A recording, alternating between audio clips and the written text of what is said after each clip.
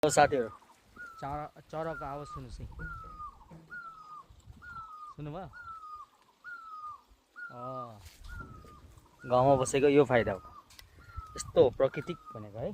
ल हेर्नुहोस् त, मलाई बच्चाको याद आयो क्या। तपाईँलाई आयो कि आएन? अब तपाईँलाई अब अहिले आधुनिक होइन, स्मार्ट सिटी भएको छ सबै होइन।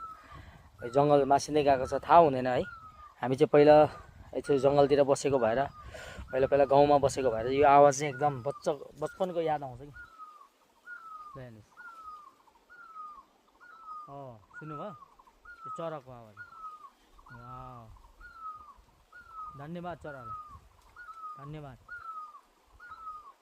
सानोको याद दिलायो, बच्चा हुने पालोको। आज हामी चाहिँ पूजा गर्न आएको म चाहिँ। ल यो हाम्रो के गाउँ भन्ने ठाउँमा होइन। ल यो चराको आवाज सुनेर तपाईँलाई पनि सुनाइदिउँ भनेर है। यो कस्तो मजाको आवाज आइरहेछ।